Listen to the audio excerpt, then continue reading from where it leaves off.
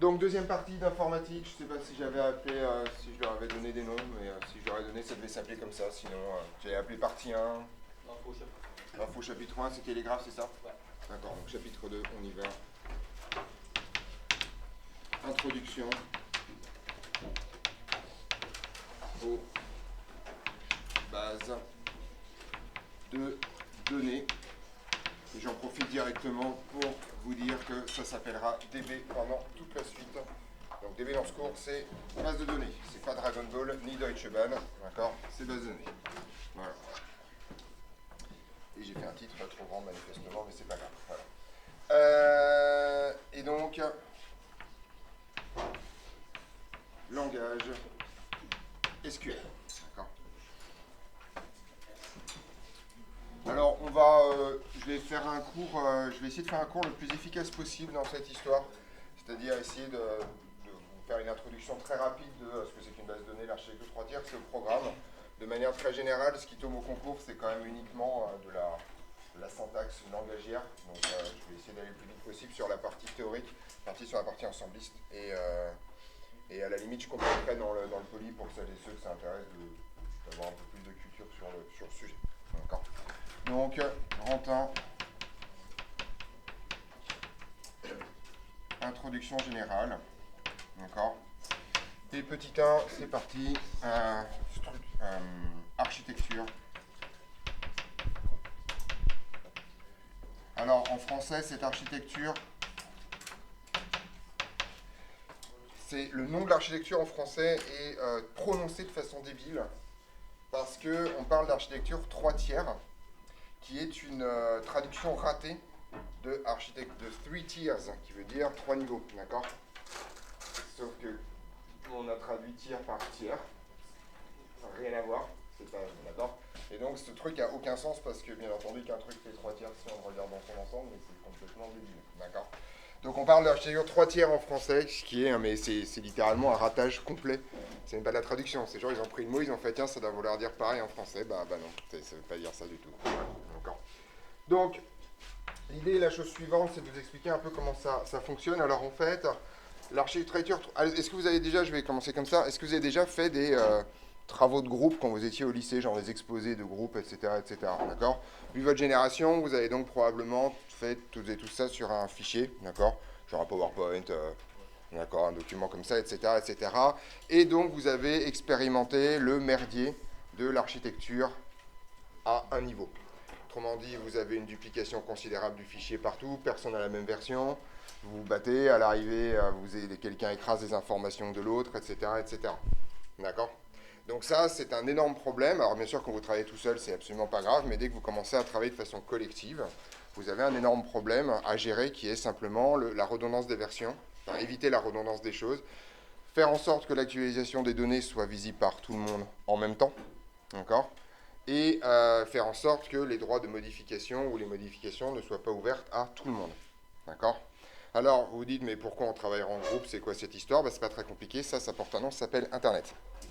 Où factuellement, des milliards de gens se connectent en même temps, et donc il faut régler ce problème qui est exponentiellement croissant avec le nombre d'utilisateurs.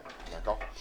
Donc en fait, c'est pour ça que l'architecture 3 tiers arrive en fait dans cette histoire. On a fini par trouver la solution, enfin il y a une solution pour résoudre ce problème, mais si on n'a qu'une seule, je ne sais pas, mais ça c'est celle-là. C'est de séparer là, le fonctionnement d'un réseau complexe en 3 domaines particuliers, d'accord, pour faire un peu les choses. Alors je vous explique un peu, donc en fait, Internet, mais de manière générale,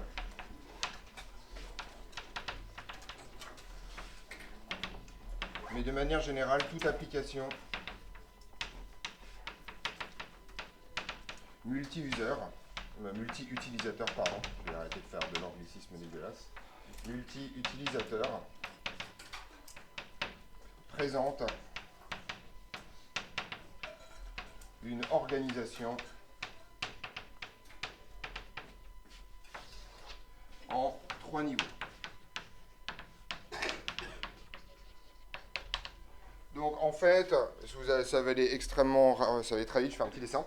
Le truc est relativement simple. Vous devez séparer. Donc déjà, vous avez un niveau central qu'on va appeler le niveau serveur. Donc le niveau serveur, c'est l'endroit où vous gérez le contenu, c'est là où vous introduisez le contenu, et donc vous faites en sorte qu'il n'y ait qu'un seul endroit où vous faites ça, d'accord? Autrement dit, il y a un endroit où toutes les données sont stockées, d'accord? Vous pouvez avoir des redondances de sauvegarde, mais en tout cas, vous n'avez jamais de serveur, comment dirais-je, actualisé en même temps. Donc le premier niveau, c'est le niveau serveur, qui est en fait le niveau central, d'accord? Qui est grosso modo le niveau central, voilà.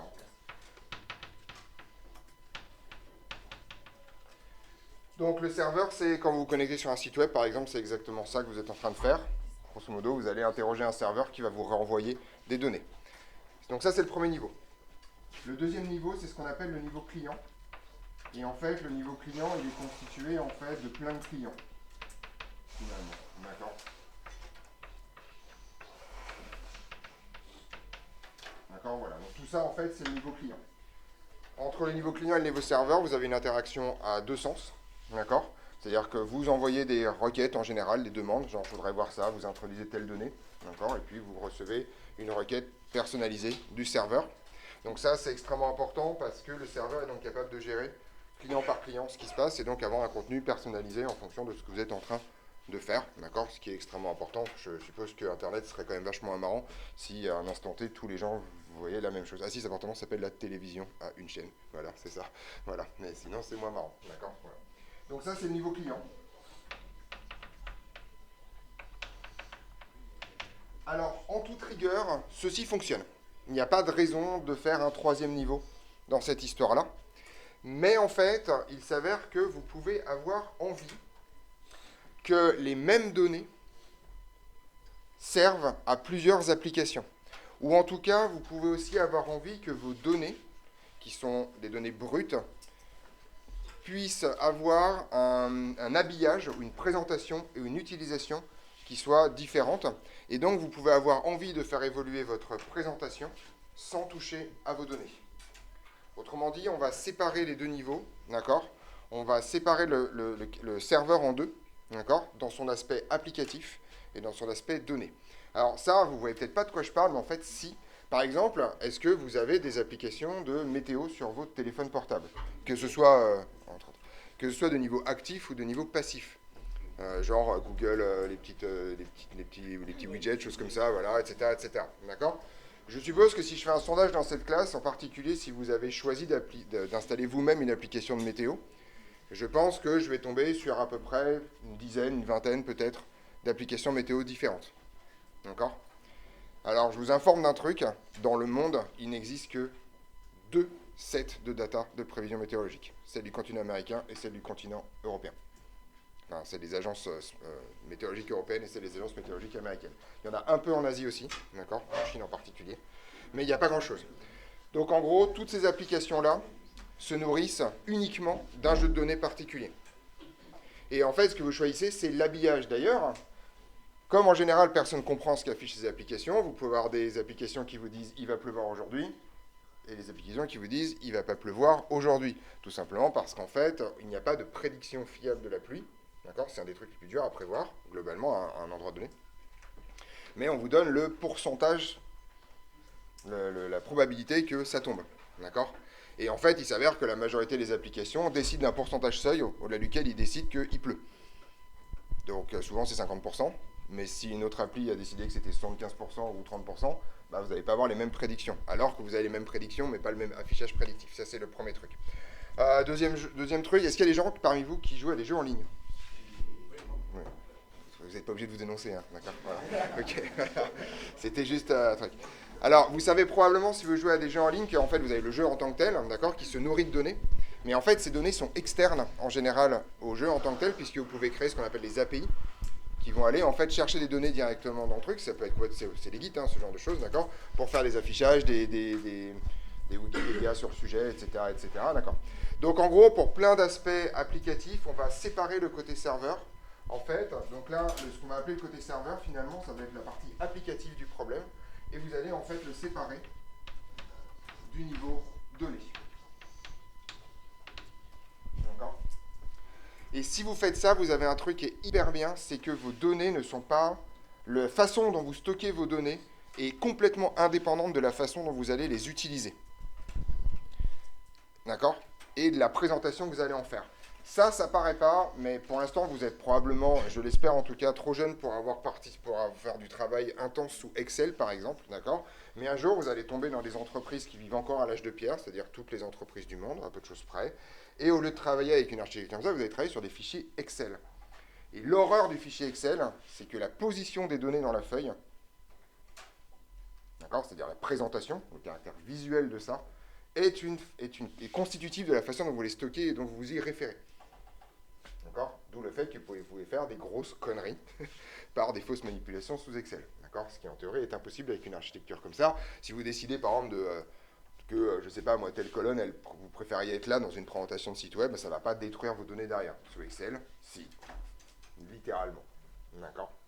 Donc ça, c'est important. Voilà les trois niveaux. D'accord? Je peux vous les définir très rapidement, mais en fait, je pense que... Oui. Données. Données, d'accord? Donc, en gros, si vous comprenez un peu comment ça marche, le niveau serveur, si je fais un petit résumé, le niveau serveur concentre la partie applicative.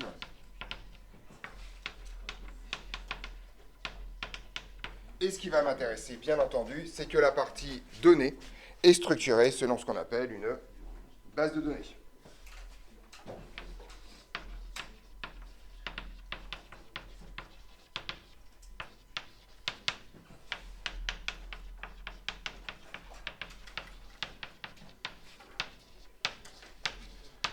Voilà, une database. Et c'est ça dont on va parler. Donc c'est la seule chose que vous devez savoir sur l'architecture 3 tiers. Vous devez savoir qu'il y a trois niveaux, qui sont le niveau client, le niveau serveur et le niveau données. Point barre. Et j'espère que vous aurez fait comprendre à quoi ça sert, dans le principe.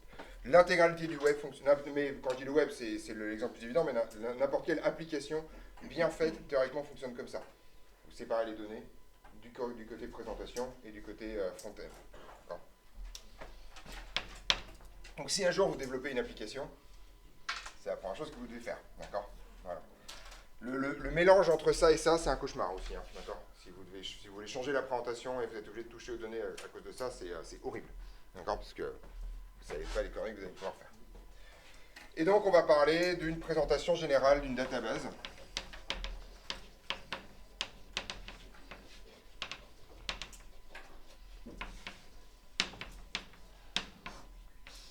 Et on va faire ça doucement. Alors, ce qu'on va étudier, nous, cette année, le SQL est un choix de programme. Il existe, en fait, une quantité assez considérable de langages qui sont utilisés pour scanner des bases de données. Donc, en particulier, vous connaissez peut-être Microsoft Access. Alors, probablement, pour la majorité d'entre vous, Microsoft Access, c'est le truc en trop qui s'installe quand vous installez un pack office et vous ne savez pas quoi en foutre. Il est là. Voilà, il existe. Okay. Mais Microsoft Access, c'est la base de données de Microsoft, pour cette histoire. Et le SQL est le langage d'une autre entreprise privée que vous connaissez probablement, qui s'appelle Oracle, d'accord, qui est le monstre de la database de manière générale et de l'applicatif en base de données. Et donc, effectivement, le SQL est le langage de communication avec les bases de données le plus utilisé dans le monde, à ma connaissance en tout cas.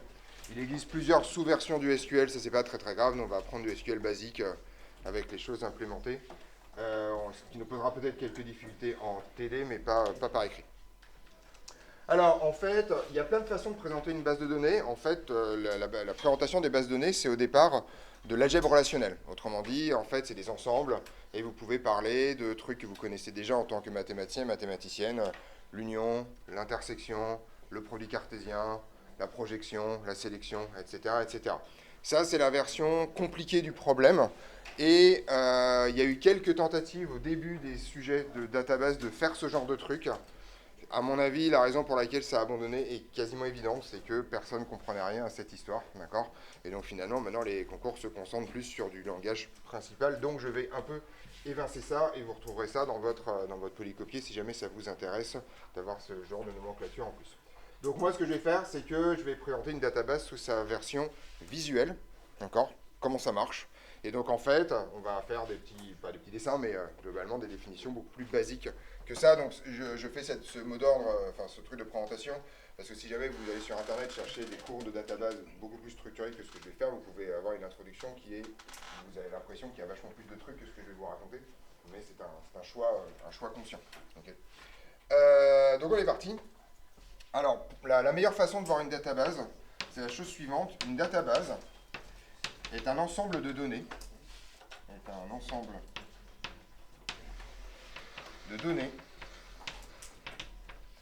structurées en table. D'accord ? Voilà.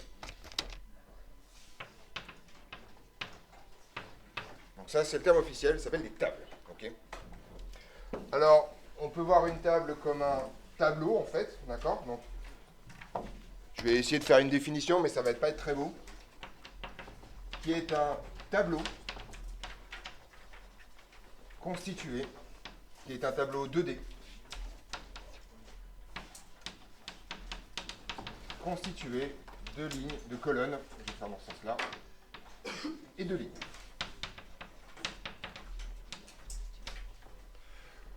En gros, vous avez, voilà, c'est exactement ça.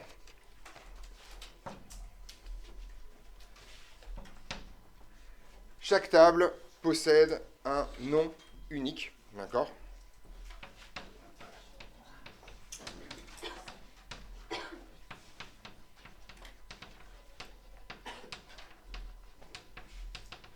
Chaque table possède un nom unique et au sein d'une même table, chaque colonne possède un nom unique. D'accord ? Voilà.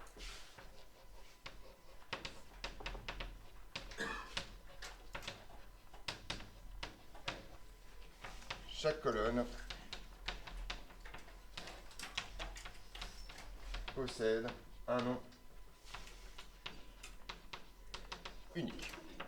Voilà. Alors ça c'est la définition verbeuse d'un truc qui quand même in fine est assez simple. D'accord ? Si vous essayez de comprendre ce que cette phrase veut dire, c'est un tableau quoi. D'accord ? Voilà. Donc en gros une table, c'est ça. Donc une table, si vous voulez la représenter, elle a un titre, d'accord, qui est le nom de la table ici. D'accord ? Puis elle a des colonnes, comme ça, voilà. Je sais pas combien elle en a, elle peut en avoir plein. Et puis, bah, voilà, puis elle a des lignes, quoi. Etc., etc. Voilà ce que c'est qu'une table. Et une base de données, c'est ça, mais avec plein de tables. Vous pouvez en avoir une seule, vous pouvez en avoir des millions, d'accord ? C'est pas vraiment la question. En gros, plus la réalité que vous voulez représenter est complexe, et plus vous aurez de tables. Donc si vous faites une base de données sur, je ne sais pas, les livres que vous avez dans votre bibliothèque, vous n'aurez qu'une table. Si vous voulez faire une base de données avec les livres que vous avez dans votre bibliothèque, mais vous avez plein de livres en double et surtout vous pouvez les avoir dans plusieurs pièces différentes, vous allez peut-être choisir deux tables, d'accord ? Une table avec les pièces, leurs caractéristiques, une table par armoire. Si vous voulez faire une base de données de type, je ne sais pas moi, Reddit, en prenant un exemple simple, prenez un truc comme Reddit par exemple, d'accord ? Reddit, probablement, alors, si on ne parle pas d'optimisation, vous pouvez vous limiter à 3 tables, d'accord ? Une table utilisateur, avec login, mot de passe, identifiant interne, etc., etc. Une table avec tous les threads, d'accord ? Et leur dépendance parentale, d'accord ? Soit en récursif, comme ça doit marcher. Et une table avec le contenu de chaque thread et à quoi ça se rapporte, voilà. Reddit est probablement pas structuré comme ça, vu la masse. Vous devez avoir des sous-tables pour éviter le fait qu'à chaque fois que vous cliquez sur un lien, ça vous prenne 5 heures à demander, mais en dehors des problèmes d'optimisation, ça peut être résumé à un nombre de tables relativement simple. D'accord ? On va voir après les contraintes, ce qu'on appelle les relations cardinales. Mais pour l'instant, c'est ça qui vous intéresse. Donc on est d'accord que c'est pas très compliqué dans cette histoire. Voilà. Alors, en fait, on va commencer à faire un tout petit peu de SQL. Une colonne dans une base de données est donc repérée par le nom de la table, point, le nom de la colonne. D'accord ? Voilà. C'est ça l'idée.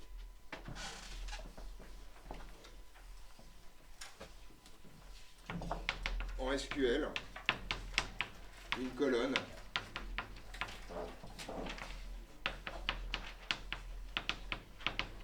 est repérée par Alors, c'est une espèce de sous-nomenclature. Alors, quand je mets des petites accolades, des petits symboles comme ça, là, en guillemets, ça fait des brackets, c'est des plus grands, plus petits, d'accord? Ça veut dire que vous remplacez ce truc-là par un vrai nom, d'accord? Donc, nom de la table, enfin, plutôt je mets table, point, colonne. Je vous donne un exemple pour voir comment ça marche. Si par exemple j'ai deux tables, que cette table elle s'appelle livre par exemple, et que cette colonne-là elle s'appelle titre, d'accord, vous avez titre, vous avez auteur par exemple, voilà, on va faire ça, d'accord? Et bien la colonne auteur de ce truc-là, ça sera comment en fait? Comment on la repère? C'est effectivement livre.auteur, d'accord? Cette colonne-là, ça là, c'est livre.auteur. Voilà comment on repère une colonne de manière très générale. Le nom de la table, point, le nom de la colonne. Mais d'accord, c'est pas.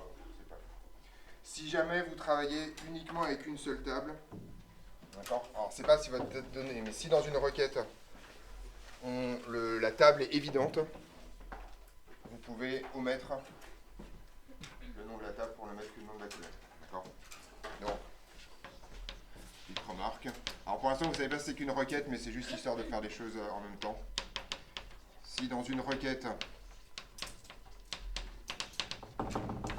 on ne travaille qu'avec une table,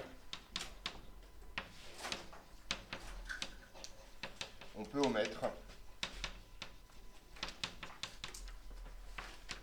son nom dans la désignation d'une colonne. Ça sera plus évident quand on commencera à faire de premières requêtes, probablement la semaine prochaine. On est au clair là-dessus, c'est bon? Voilà. Donc voilà votre première nomenclature de SQL, le petit point. Alors vous avez déjà vu ce point en Python, hein, d'accord? Dans des points happen, ce genre de truc, d'accord? Donc c'est une nomenclature générale en comment dirais-je, en informatique, quand vous voulez dire le truc qui appartient à ça. D'accord? C'est un genre de complément du nom, ça. D'accord? Donc ça c'est auteur qui appartient à lui. On est au clair? C'est bon? Alors, une fois qu'on a raconté ça, pas compliqué. Il y a 2-3 vocabulaires que je vais vous donner quand même. Alors, comme il s'agit de modélisation de la réalité, le titre de la table et l'ensemble des colonnes, ça porte un nom, ça s'appelle l'intention de la relation. D'accord? C'est ce qu'elle veut représenter. Et l'ensemble des lignes s'appelle l'extension de la relation. Autrement dit, ce qu'elle représente.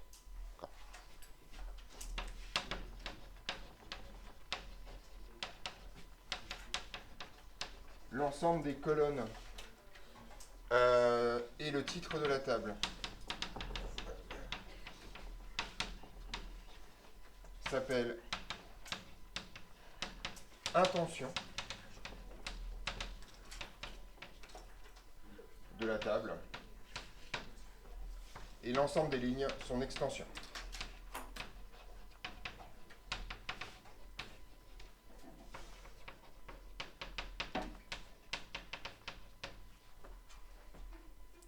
Oui. Ah non, vous n'avez pas l'habitude. Quand le vert, c'est les définitions. Voilà. Le bleu, c'est les syntaxes. Oui, c'est vrai que je fais ça avec c'est pas évident en fait. Faut que je le dise un jour. Le vert, c'est les définitions. Le bleu, c'est les syntaxes. Et le rouge, c'est les trucs importants, théorème, etc. Voilà. Excusez-moi. Il faudrait peut-être que je oui, c'est mieux que je le dise un jour. Voilà. On est au clair sur le sujet? C'est pas très compliqué pour l'instant. Avant de passer à votre première requête, parce que mon objectif dans cette histoire, c'est de sauter le plus rapidement possible sur comment on fait du SQL dans des cas extrêmement simples, il faut que je vous parle de quelque chose, ouais quand même, il faut que je vous parle de quelque chose de structure avant, ça peut être pas mal. D'accord. Donc petit 3, si je ne me trompe pas.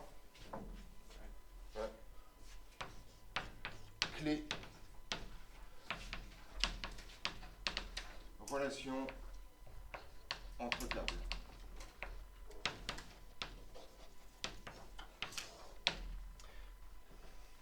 Oui. L'ensemble des lignes, son extension. l'extension de la table.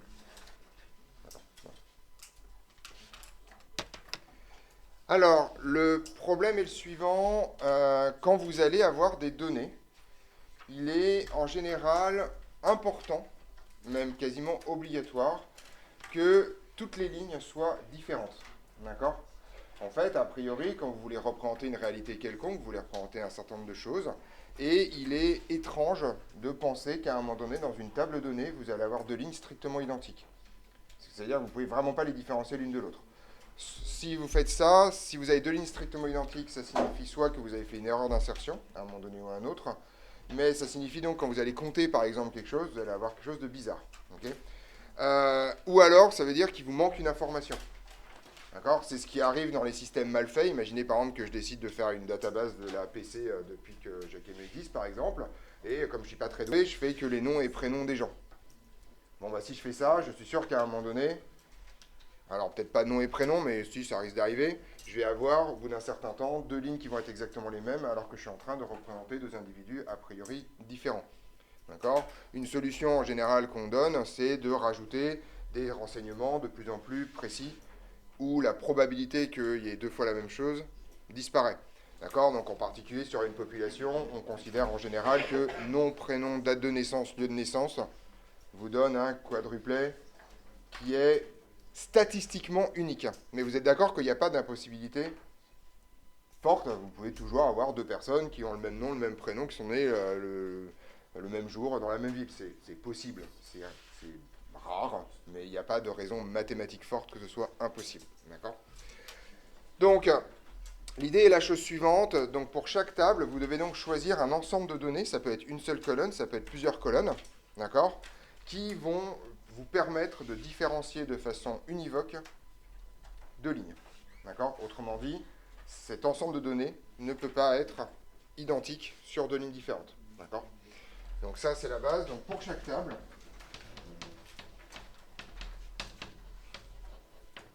il faut une colonne ou un ensemble de colonnes. Vous êtes d'accord que quand je dis nom, prénom, date de naissance, c'est un ensemble de colonnes. On est d'accord ? Vous avez le nom, le prénom, d'accord ? Donc ça peut être les trois. Ou un ensemble de colonnes qui permettent de différencier de façon univoque deux lignes. Enfin, les lignes. J'en suis où ? De différencier de façon univoque les lignes. Non. Alors, cette colonne ou cet ensemble de colonnes porte un nom, ça s'appelle une clé primaire. Et vous êtes obligé de la définir pour une table. D'accord ? C'est obligatoire que vous disiez ça, c'est la clé primaire, parce qu'en interne, ça va vous empêcher d'écrire deux fois la même ligne. D'accord ? Si jamais vous le faites par vous avez oublié, vous avez inscrit déjà quelque chose, le truc va dire désolé, mais ça c'est pas possible, c'est déjà fait, et vous allez donc le mettre à jour éventuellement. D'accord ? Cet ensemble, cette colonne ou ensemble de colonnes s'appelle une clé primaire. Ça s'appelle clé primaire de la table. J'ai pu le faire. D'accord ?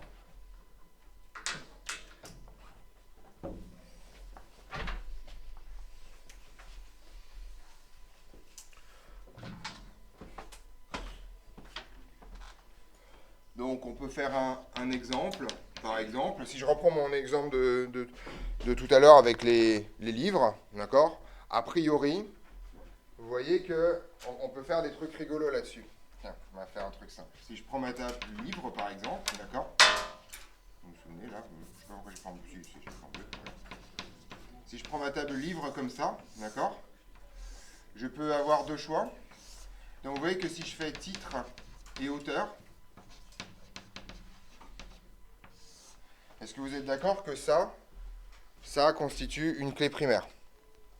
Enfin, ça peut constituer une clé primaire en fonction de ce que vous voulez faire. D'accord ? Donc tout ça, par exemple, Vous êtes d'accord que auteur, il est exclu que ça constitue une clé primaire. Vous pouvez avoir plusieurs livres du même auteur. Titre, il est exclu que ce soit une clé primaire. Il existe des livres qui ont exactement le même titre, mais pas du même auteur. Par contre, a priori, titre-auteur peut être une clé primaire.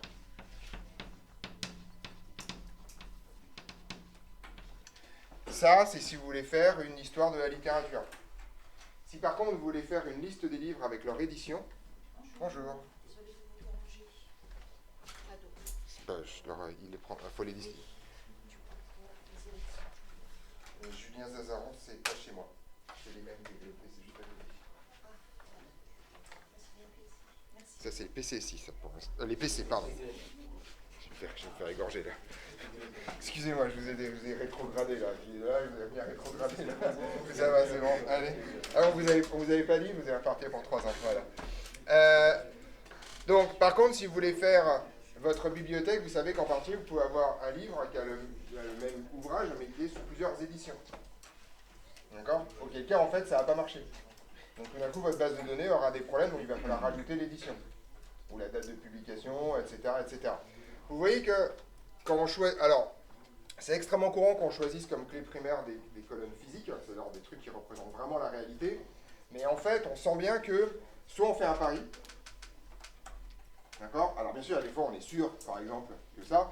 Si par exemple, vous prenez les trains qui partent, si vous voulez les trains qui partent d'une gare donnée, par exemple, vous savez qu'il n'y a qu'un seul train qui part à telle heure de telle voie. Sinon, physiquement, vous avez un problème, c'est qu'il y a 2 trains sur la même voie, d'accord? Donc, il y a des gens qui vont mourir.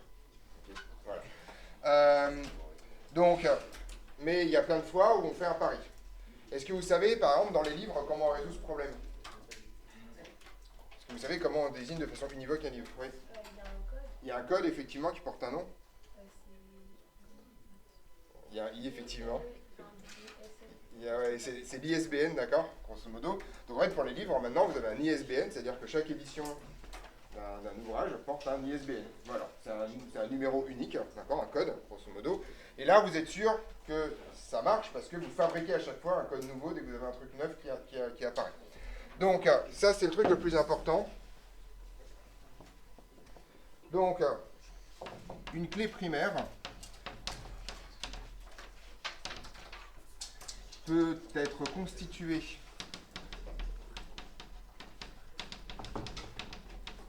de critères réels. Oh, s'il vous plaît, concentrez-vous, messieurs. C'est là que ça se passe. Merci. De critères réels ou être créés de toutes pièces, ou plutôt artificiellement.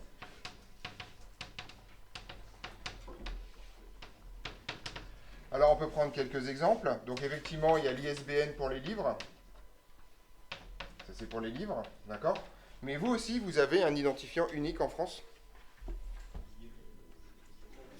Ouais, votre numéro de sécurité sociale, d'accord? Voilà. Vous savez que c'est un truc artificiel qui contient une partie de données qui vous concernent, d'accord? Je vous rappelle que les premiers chiffres de votre numéro de sécu... Alors maintenant, je pense que vous faites partie de la génération qui ne connaît pas son numéro... Enfin, moi aussi d'ailleurs, qui ne connaît pas son numéro INSEE par cœur, si vous le connaissez par cœur. Voilà. Moi, mes parents connaissaient leur numéro INSEE par cœur, quoi. Maintenant, moi, je fais un copier-coller et je me fais pas chier, d'accord? Mais en tout cas, vous savez probablement que vous avez d'abord votre sexe de naissance, vous avez l'année de naissance, le mois de naissance, le département de naissance, vous avez un truc, et après des nombres un peu random, d'accord? Voilà. Donc vous appelez ça le numéro INSEE maintenant, etc., etc. Il y a aussi les plaques d'immatriculation, par exemple, pour les véhicules, d'accord? Donc là, vous voyez que vous créez un objet, et son extension, enfin la taille de cet objet va dépendre du truc que vous faites. C'est une raison pour laquelle les plaques d'immatriculation changent régulièrement pour les numéros de téléphone, par exemple. Peut-être que vous avez croisé des affiches où il y a encore des numéros de téléphone à 8 chiffres, d'accord? Genre, tous les jours à Melun, je passe devant, là où je fais en vélo, il y a une pizzeria où il y a encore le numéro qui commence par 64. Il n'y a pas de 01, non, c'est dans la zone piétonne là-bas. Donc il n'y a pas le 01 devant, quoi, voilà. Et si vous êtes tombé dans des villes des trucs un peu anciens, vous pouvez tomber sur du numéro à 7 chiffres, d'accord? Moi, quand j'étais petit, les numéros de téléphone, ça avait 7 chiffres. Donc j'ai connu l'introduction du 6 pour cette zone-là, et ensuite l'introduction du 01 ensuite pour les grandes zones. Donc au fur et à mesure, on augmente la taille du truc parce qu'on se rend compte qu'il n'y a pas assez de place et de combinaisons pour ce qu'on est en train de faire, d'accord? Donc on fait ça. Comment est-ce qu'on est sûr? Alors je vais faire un autre exemple. Imaginez que maintenant je veux vous numéroter, d'accord? Et je vais être sûr qu'aucun d'entre vous n'ait le même numéro. Alors bien sûr, je pourrais faire des trucs comme ça. Donc vous êtes un nombre inférieur à 50. Et donc ce que je pourrais faire, c'est tirer des numéros au pif entre 0 et 50. D'accord? Donc je dis voilà, 37, 31, 23, 12. Est-ce que là je suis sûr que je ne retombe pas sur le même? Non, d'accord. Et donc en fait, ce que je dois faire à chaque fois, c'est me dire, ok, mais ça se trouve en fait, je l'ai déjà fait, donc rescanner tout ce que j'ai fait avant. Est-ce que vous avez une méthode où si je veux vous numéroter, je suis sûr de jamais retomber sur le même? Ouais. Pas en 300, ou d'accord, je prends 0, 1, 2, 3, 4, 5, parce qu'en fait, il existe un théorème absolument incroyable qui est hyper trivial mais qui est important, c'est que si vous prenez des nombres et que vous augmentez de 1 à chaque fois, vous ne retombez jamais sur le même. Non mais, ça paraît pas, mais wow, je sais que c'est un théorème de fond, mais à un moment donné, c'est ça qu'on utilise quand on commence à numéroter des trucs. D'accord? Et en fait, c'est comme ça qu'on crée de façon la plus artificielle possible dans une database une clé primaire si on n'a rien de physique pour le faire.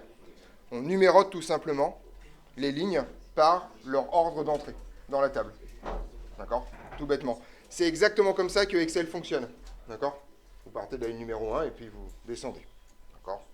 Donc, une dernière façon de faire.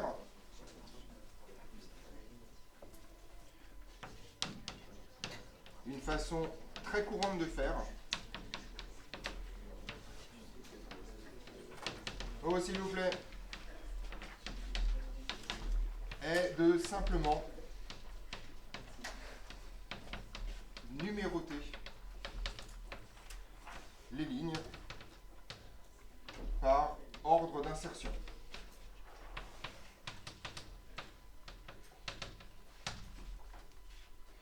Alors comment ça marche? Vous partez de 0, d'accord?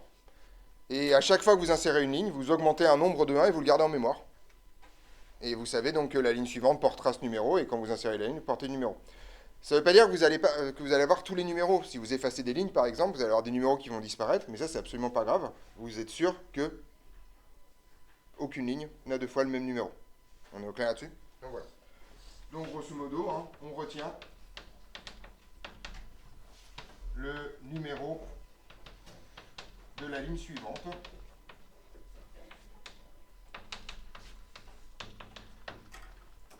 à insérer. Et on a une suivante à insérer. Et on l'incrémente de 1 à chaque insertion. Une suivante à insérer. Et on l'incrémente de 1 à chaque insertion. Donc ces colonnes-là, elles ont un attribut en SQL, d'abord dans les bases de données de manière très générale. On dit que ces colonnes sont auto-incrémentées. D'accord? Ça vous parle comme mot? Incrémenter, vous savez? Je vais faire plus 1, d'accord? Et c'est fait automatiquement, donc elles sont auto-incrémentées. Oui? Par ordre d'insertion, ah, c'est un 2 points après. On retient le numéro de la ligne suivante. Voilà, c'est ça. Donc ces colonnes sont dites auto-incrémentées.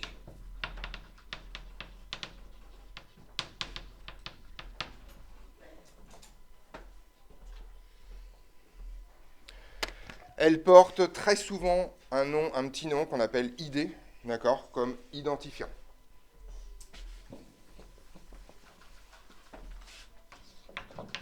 On appelle, ça c'est important quand même, c'est pas obligatoire, mais donc si on a une colonne artificielle servant de clé primaire,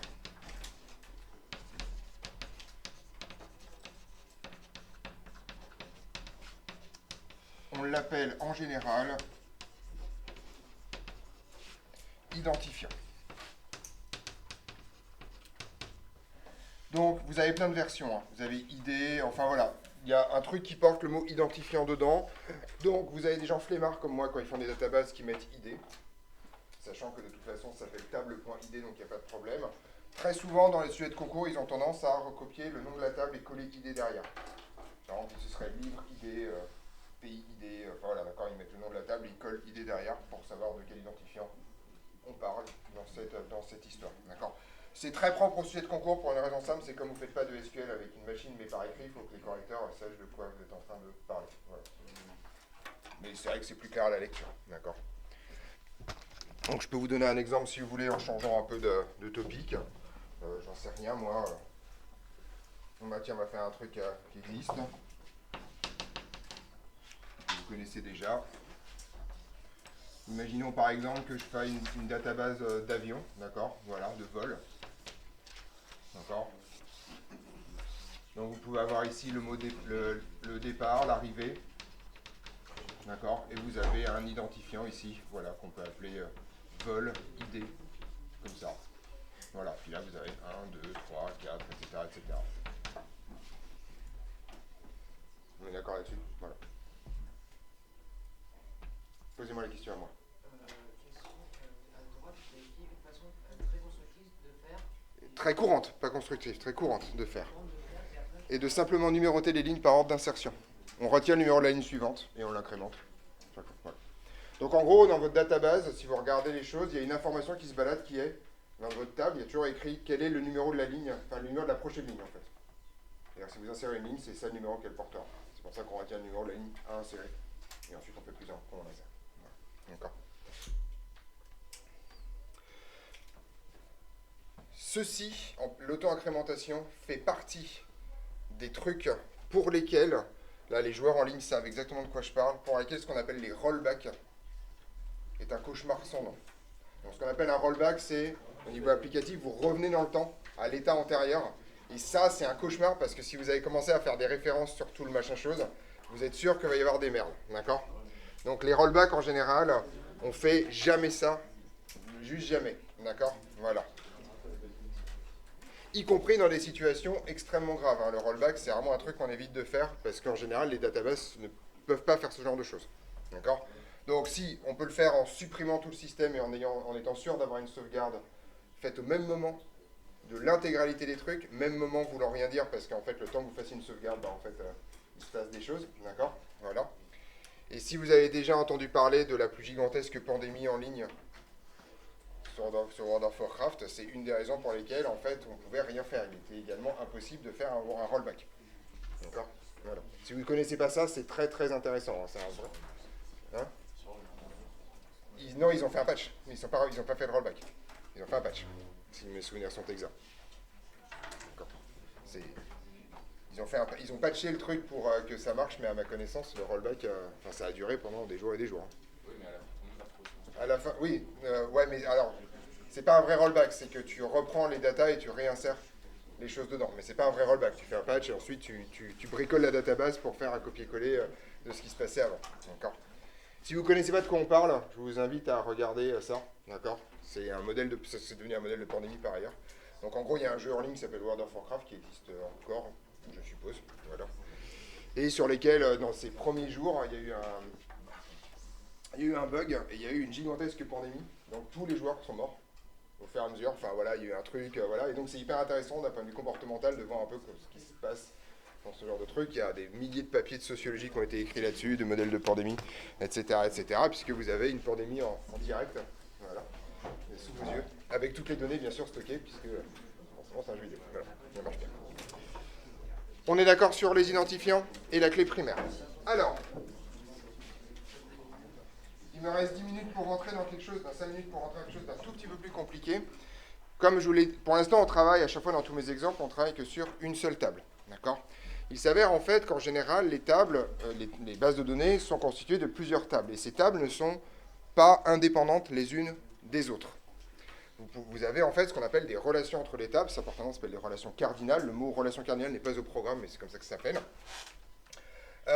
Qui est grosso modo, est-ce qu'une table est branchée d'un point de vue information à une autre table. D'accord ? Je vais vous donner quelques exemples pour que vous compreniez comment ça marche.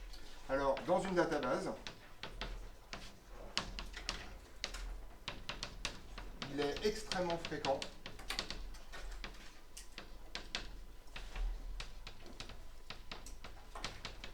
que des tables soient reliées entre elles.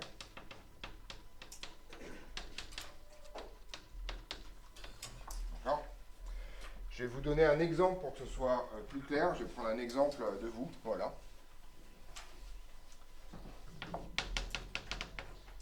On va prendre un exemple simple. On va supposer que vous vouliez modéliser comme database un lycée. D'accord ? Donc, typiquement le lycée Jacques-Amiot dans lequel vous êtes. D'accord ? De quoi vous avez besoin comme table pour faire ça ? Vous avez besoin de lister les classes, effectivement. D'accord ? D'accord ? Alors, dans les classes, vous pouvez mettre plein de choses. Vous pouvez mettre, par exemple, l'année. Vous pouvez mettre l'effectif.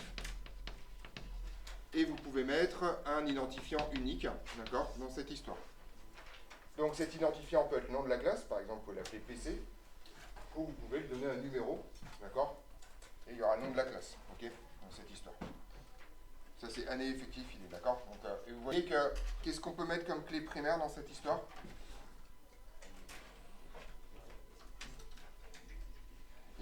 Effectif et pas... Vous pouvez avoir dans une classe 2 fois le même effectif. D'accord ? Non, l'effectif, c'est un nombre, hein, c'est le nombre de personnes. D'accord ? Qu'est-ce qui est unique dans cette histoire ? Ouais. Pas effectif, non. Effectif, c'est le nombre de gens qu'il y a dans la classe, hein, c'est ça que je pense. Année et idée, d'accord ? Donc ce truc-là, là, ce machin-là, ça, ce serait une clé primaire. D'accord ? C'est-à-dire que la PC de 2025, c'est la PC de 2025. Il n'y en a pas d'autres, d'accord ? Il y a eu d'autres PC avant, en 2024, d'accord ? Il y a d'autres classes sur la même année, bien entendu, vous n'êtes pas tout seul. On est d'accord là-dessus ? Voilà, donc ça, c'est une clé primaire. Et ensuite, vous avez besoin de quoi d'autre comme table ? Si vous voulez quand même faire des listes. Les élèves, par exemple, d'accord ? Donc ensuite, vous avez besoin d'une autre table, d'accord ? Il y a les élèves. Les élèves, si vous n'êtes pas trop intrusif, vous avez besoin de leur nom, de leur prénom. Si vous n'êtes pas trop intrusif, on s'en fout, a priori. Je ne sais pas pourquoi c'est une obsession des logiciels d'éducation nationale d'avoir le sexe des élèves dans les databases. Franchement, ça n'a aucun intérêt. C'est la seule information, je trouve ça hallucinant, c'est la seule information autre que nom, prénom qu'on a. Il y a l'âge, mais en général. En général, c'est vraiment la sous-pronote, par exemple. Quand je fais une extraction de votre classe, j'ai nom, prénom, sexe. C'est les champs de base, quoi. Je m'en fous complètement, a priori. Voilà, donc c'est marrant. Donc pour l'instant, je vais faire juste nom, prénom. Alors après, par exemple, si vous ne travaillez pas comme enseignant, mais vous travaillez à l'intendance, vous pouvez aussi avoir envie, par exemple, d'avoir le revenu fiscal de référence de la famille, par exemple, d'accord ? Si vous travaillez dans des trucs, vous pouvez avoir envie d'avoir des frères et sœurs qui sont dans l'établissement, enfin voilà, les responsables légaux. Donc, en fonction de ce que vous voulez faire, petite remarque, c'est aussi une petite introduction à ce que serait un vrai contrôle citoyen sur les bases de données. C'est-à-dire que chaque service ne dispose que des informations dont il a strictement besoin et pas d'une kyrielle sans nom de trucs avec lequel il peut faire à peu près ce qu'il veut. D'accord ? Juste pour information. D'accord ? Voilà. Donc nom, prénom, mais en fait ça ne suffit pas. Parce qu'en particulier, il faut aussi... qu'est-ce qu'on va savoir sur... Moi, en tant qu'enseignant, quelle est la seule chose que j'ai besoin de savoir sur un élève ?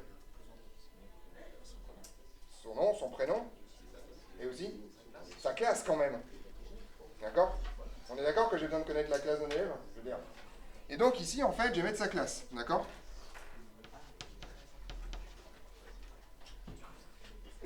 Et vous voyez que par ailleurs, ça ne va pas suffire. Désolé, il va me faire une colonne de plus. Parce que, est-ce que là, je suis sûr d'avoir une clé primaire dans cette histoire ? Alors, je peux faire un pari. Hein. On est d'accord, je peux faire un pari en disant que dans la même classe, il n'y aura pas 2 élèves qui auront le même nom et le même prénom. On est d'accord que c'est un pari. C'est vrai que c'est rarissime, le même prénom, non ? D'accord ? Le même nom, ça arrive. Le même nom et le même prénom, c'est vraiment un coup de pas de bol. D'accord ? Mais on est d'accord que physiquement, c'est possible qu'il y ait 2 fois l'élève, donc je vais devoir rajouter quoi ?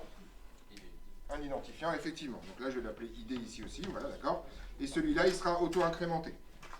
Donc ça, ce sera ma clé primaire. Et ce truc-là sera auto-incrémenté. Comment ça marche, les databases ? C'est pas compliqué, en fait. Hein. C'est juste vous réfléchissez à comment ça se passe. Donc c'est ce qu'on appelle une clé primaire. Et ensuite, bien entendu, je vais avoir besoin d'une troisième table. Et factuellement, cette troisième table, j'ai fait un truc que j'aime pas, j'ai l'appelé prof. Moi, j'aime bien qu'on m'appelle un enseignant. Voilà, on va faire un peu de seniusisation, voilà, tranquillement. Donc la table prof, c'est plus facile à écrire. Et de quoi j'ai besoin pour les profs, a priori? On va faire des choses basiques, ouais. Et c'est exactement la même chose. Il me faut un ID, un nom, un prénom, d'accord, voilà. Bon, après, c'est pour l'administration, il faut savoir combien ils payent de l'heure, etc., d'accord, voilà. Mais là, vous voyez que je peux pas mettre classe. Parce qu'a priori, sauf pour des enseignants de classe préparatoire, on n'a pas qu'une seule classe. D'accord, là, il y a un problème dans cette histoire. Je ne peux pas mettre classe ici, parce qu'il faudrait que je mette classe au pluriel. Ou alors, je fais plein de colonnes, classe 1, classe 2, classe 3, en disant peut-être, ça se trouve, cet enseignant, il peut avoir jusqu'à 23 classes. Des trucs comme ça, puis quand c'est vite, c'est pas grave. On sent que c'est dégueulasse comme solution. Ok? Donc, vous gardez ça en mémoire, d'accord? Et ces trois tables-là, vous y pensez dans votre petite tête, comment est-ce qu'on va faire pour faire bisous à ces trois tables-là pour que, grosso modo, ma database me raconte qui doit être dans quelle salle à quelle heure, grosso modo, d'accord? Ou qui doit enseigner dans quelle classe, avec quels élèves.